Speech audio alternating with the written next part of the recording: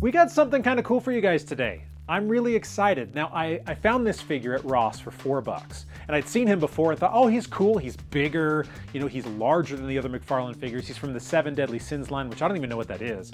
As geeky as I am, no clue. Can't even remember what this dude's name was. But his proportions were pretty cool. And so I was trying to figure out what to turn him into. You know, there's gotta be some big character that's bigger than everybody else that McFarlane hasn't come out with yet that I could do. Like if he hadn't come out with a Bane, I'd probably turn him into a Bane. Well, what we're gonna do is we're gonna turn this guy into Despero. Now, Despero's a little bit lesser known character. He's got 3 eyes, he's got kind of a pinkish purple skin, he has some kind of mental powers. He looks really cool. So that's what we're gonna turn him into. Now, we already took his legs and used him for the question. So these are just a mixture. It's got some King Shazam legs and a Superman diaper here. But we're going to mold the face and make this guy into Despero. I'm really excited because this is going to be kind of a challenge and we're going to do some new things. So let's jump right in and have some fun. Had this guy soaking for a minute. First thing we're going to do is we're going to remove his hair, which should come right off. There we go. And now we're going to do something a little bit different. We are going to drill holes into his forehead and into his eyes. And we're going to take these little beads of my daughter's, and those are going to be Despero's eyes. Before we put on, you know, mold the rest of the head, we're going to do that. I think it's going to turn out pretty awesome. And now let's get these in place. Not with my fingers. I'm going to try and get it so that the holes are pointing forward. I think that'll make it look a little bit more natural for the eye. But yeah, I think this is going to look pretty dang good. Especially once I get because I can mold the face around this. Whoops. Oh, I'm getting glue in my fingers. Ah, that's what I was hoping to avoid. Anyway, that happens sometimes. Sometimes you're going to get glue on your fingers. But the great thing about this super glue is that it does not dry instantly, and it gives me a chance to kind of move stuff. So I can move the eye around how I want before it dries, in theory. Not bad. He looks googly-eyed now, but let's start molding the face and see what happens. Next stage with Despero is I'm going to take Milliput and we're going to fill in the head. And we're going to go over in layers until we're adding the eyelids and such. I'm going to try and do things separately so that this all comes together and looks really cool. So that's how we're going to do it at first, is just add these layers and then go up and build up over the top of everything for his fins and his ears and his eyes and all of that stuff. And I think that that will be the way to really make this guy look awesome. This is not a quick process, just in case you were wondering. This is the first head I've fully sculpted, and it's taken a while, but I want it to look good, and I'm just adding and subtracting and trying to get it so that lines become, you know, more distinct, and hopefully it works out. It might not, but he's looking okay so far, right? Tell me he's looking okay so far. All right, that was a process, and I'm not sure how it's going to turn out. I'll sand it down a little bit once it's dry, but this is experimentation, and it may totally blow up in our face. But he looks angry, and we'll see what happens from here, guys. While his head's drying, I'm going to cut this cape up. We're going to use this a couple different ways. We're going to have the bottom part is going to be kind of like his loincloth, because normally he has something like that. So we'll glue this in place. And then this is going to go over his shoulders, and we're going to tatter it up a little bit. So there we go. Well, the proportions with the cape and this on definitely look better than they did before. What I'm going to do real quick with some fabric paint, he's got kind of a dot right here, and I'm just going to add it. That's the easiest way to do it at this point, is just to add the dot, let it dry overnight, and then I can paint it gold or whatever. I've sanded down his head and primed, and now what I'm going to do is I'm just going to cover this cape. Now, in a lot of Despero's appearances, his cape is actually, or like this tattered area that he has around his shoulder, hanging off his shoulder, is actually a United Nations flag. And so what I'm going to do is I'm just going to take my very light blue that I've got here, and we're just going to cover it up. And then we're going to paint on, here in a little bit, just a makeshift symbol. You know, the circle with the kind of the leaves around it, the olive branch sort of thing. And that will be his sort of tattered cape, which I think will look really cool. And then we'll start on his flesh tone, which obviously is kind of a pink, and I don't have an exact color, so we're going to need to mix that, and hopefully we make enough right off the bat. I fixed a color that I think is going to work. It's not quite as bright as I would want, but I think that it's going to do the trick. It's got kind of the pink hue to it. I tried like 3 different types of paint in order to get this to where it is. And so this will be our base. If I need to lighten it up, we can experiment a little bit and see if we can brighten it up. I do have some neon red. Ooh, I hadn't even thought about using neon red. Maybe I'll do a little bit of that over the top, just as like a dry brush. That might look really cool. We'll try it. Right now it's just all about coverage. Get them covered up. Make sure to move the paint around so that it gets a really thin coat. You don't want it thick. You want it nice and thin. This is skin after all. And then we'll move on to the face. And now we're moving on to the head.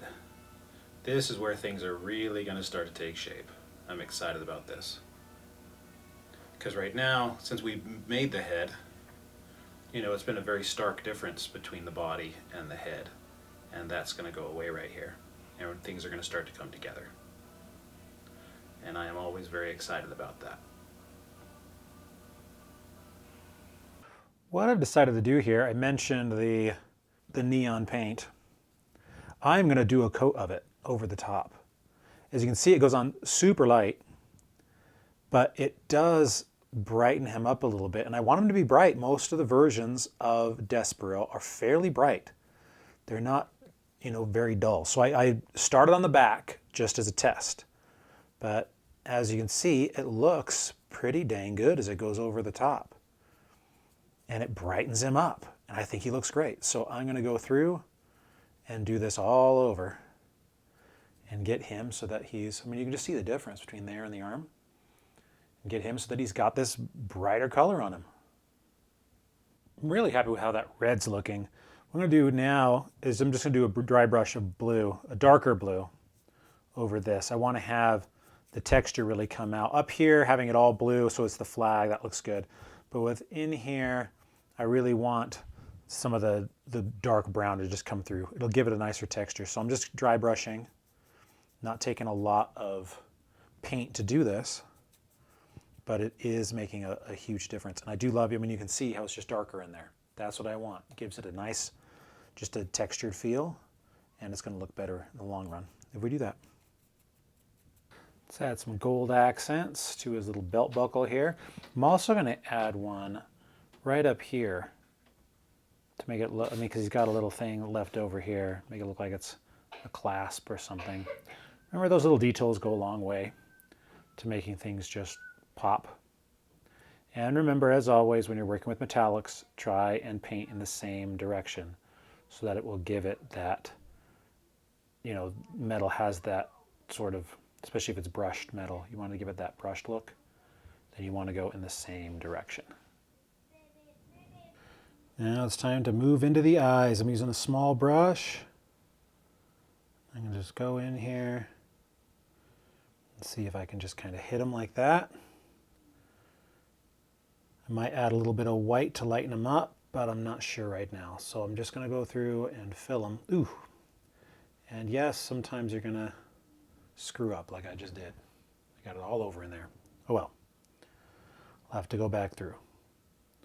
For now, I mean, that one looks really good. Just try and be patient with a small brush. It's not, I'm not getting it everywhere. Oh well, I thought this brush was small enough. It was not. But he's got yellow eyes now, so we can clean up. I've tried to patch up the eyes and it hasn't really worked. So what we're going to do is, while that's all drying, I'm going to try and do a logo here for the United Nations. The United Nations logo is just a circle with basically a glow, with a, what looks like a map on the inside of all the nations from up on top, and then the olive branch sort of deal around it. So I'm just going to do that in nice and light, get it as well as I can. Obviously there's lots of folds in here, which will help you, so it doesn't have to be perfect. You just want it to kind of match so that it looks, people go, oh, that's the United Nations symbol. See, so we got a circle there. That should work. And then it's got a couple other circles on the inside, and then it's got the olive branches out here. So we're just going to go through and hand paint this in and hopefully have it look pretty good. All right, not bad for hand painted. I think somebody at a glance would say, hey, that's the United Nations logo. That's what we were going for. So I went back over with the yellow and with a toothpick, and now I'm doing is just going back over with a little bit of red with the toothpick to just round these eyes out. These ended up being a little bit more difficult than I thought, just because of the fact that they're set in there, which is what I wanted. Obviously, I didn't want them to be set out, but the toothpick is doing a much better job than the paintbrush did. Paintbrush just kind of got all over, and I'm just using this dark red that I've got, which is actually adding a bit of accent in here. And I think it's looking pretty good. I'm just getting a little bit on there and just kind of mushing it around. And it's working out pretty well. I might have to go over and hit a little bit of the yellow again, but I'm happy now with how this is working. What I'm doing now is I'm just taking some of this red paint that's a little bit darker, and I'm just going to outline the muscles a little bit. I might go through with the wash and darken it up, but I think I'm going to start with this first, just because it's going to give it a little bit more natural tone. Because remember, skin is actually pretty see-through, and just naturally. And so where it gets stretched, it's going to have less color. And then under here, where it's not as stretched, it's going to be darker. And so doing something like this with your skin tones, even with regular skin tone, is going to give you a more natural look. So I'm just going to hit some of these areas and make it so that they stand out just a little bit more. And that's a good way to just play around with your figures and give them a little bit more realistic look before you go ahead and do something drastic with like your, with your big washes. The eyes on this guy, just like every other guy I've ever worked on, have been a giant pain in the ass. And so what I've done is I'm basically just using a toothpick. And I'm going around the edges trying to get them to where so the eyes look right. Because obviously I've had to add milliput around them, and I've had to do all kinds of stuff. So the base of the eye is still the bead, but it's all been kind of filled in. So I'm just going through right now and just really slowly moving up on the eyes to get them to the shape that I want. This one's pretty good. This one's a little bit too big. And so I'm just nice and slow going in after having gone through and touched up the black and gotten them to where I want them. Now let's see what we got if we add a little bit of wash to some of these areas. Just in the same places where we just added the red, and see if it adds a little bit more definition. Not a lot, just a little. Subtlety is the name of the game in all of this stuff. But I think, yeah, it looks like it's doing a pretty good job in these areas. I'm going to add just a little bit to the teeth. Not much at all. Just want to accent the grooves I put in there with the yellow. And yeah, I think that's going to look pretty dang good. We'll also go around the eyes, nice and slow, and do the same. I'm also adding a little bit to the cape here, or to the flag, just in some of these grooves, just to give it a little bit more light, and a little bit more life. And I'm just kind of moving it around so that it doesn't get too, in any one area. But you can see that it does add just some texture to the cape, to the, you said it's cape, to the tattered flag, and I think it's going to look better that way. Hitting around the eyes and in some of these areas like the nose and around the lips with the wash is also important, because it's just going to add some definition to the face and make it look it's going to make it look that much more real. Getting in here and going nice and light in these areas, it really does a lot to making the figure look more alive. With the boots, we're going nice and simple. I'm just taking the wash and going in between and darkening these up. Nothing more complicated than that. It's already a nice brown. I don't need to make it so that this becomes a whole thing. Don't be afraid to be simple in places where you want to be simple and you don't want to waste the time, or where you're just ready to be done. I've decided to thicken up the symbol here on the cape, on the flag, that I keep calling a cape. That is not a cape. I'm just adding a quick little layer, and that will thicken it up and also fill in the lines so that this stands out a little bit more and looks better, because it'll catch the light a little bit more. It'll make it so that it looks like it stands up, because since this will dry in more of a 3D way, I think it's going to look cool. So not something that I had to do, but something that I think is going to help really make this guy hit that next level. And if you're paying really close attention, you'll hear my son playing Let It Be on the piano, which is his favorite thing to play. That and the theme from The Mandalorian, man. You hear that all day long in my house. And whenever you hear it, you know that Sam, my 12-year-old, is playing the piano. What I'm going to do now is I'm going to take this neon paint again, and I'm just going to do a quick dry brush over the top. It goes on so thin, but it can lighten things up a little bit. And since we've darkened him with the red and with the wash, this will just add another layer of a light red to tone all that down, to make it all look a little bit more natural. So it's a simple step, but one that you're definitely going to want to do to just make it so that everything has a more natural look. And this neon red is perfect for it, because it does go on so light. So you can barely see it, but when you start seeing the difference in some of these areas, it does just give it a more natural look. All right, I wanted to have something kind of to hold the flag in place, and I found this broken mace from an old Hawk Girl toy that I just had forever. So what I'm going to do is I'm going to cut off the mace part, and we're going to turn this into the chain that is around his neck that is holding that in place. And we'll just glue it, and we're going to keep these for, maybe I'll put these on his belt or something, I don't know. We'll use them for something at some point. So just got some glue in place. And so I'm just going to pop that in and let that dry.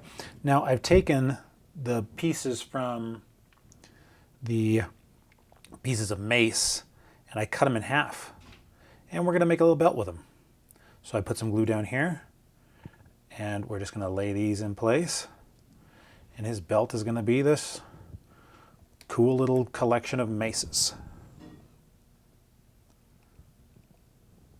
You guys know me, I don't like wasting anything when it comes to these extra pieces. If I can use them, I'm going to use them. And that's part of the fun for me. A lot of the people, they like things perfect, they 3D print stuff. For me, there's something just triumphant about being able to take some useless artifact, from the drawer and turn it into something cool that accents a figure. And this is just another way of doing that. He now has this spiky belt that is unique and looks pretty dang cool. And there we have Despero. This was a really interesting custom. I mean, I've never molded an entire head before, so that was a fun experience. You know, getting the eyes, getting the skin tone, a lot of things went into making this guy. I think he looks pretty good. Tell me what you guys think. You know, obviously there are things that I'd improve next time, but for a first try on a Despero figure, I'm pretty happy. I think he's going to look pretty good on the shelves. So hopefully you guys enjoyed this and you learned something. I know that I learned something. I learned something practically every time I do this. And I'm excited to try some of these techniques again in the future. But yeah, not the worst figure going from what we had originally. So I'm kind of excited. Well, thank you guys so much for watching. And if you guys are into books, if you like reading sci-fi thrillers like Twilight Zone, Black Mirror, that sort of stuff, I am an author. Check out stephenhuman.com. You guys will find stuff there that you really dig, I promise. And I'll have another video posted next week of another figure. Who knows what I'll do, but hopefully you guys are having fun, because I know I am. I'm Stephen Human, Superhuman Customs. See you next week.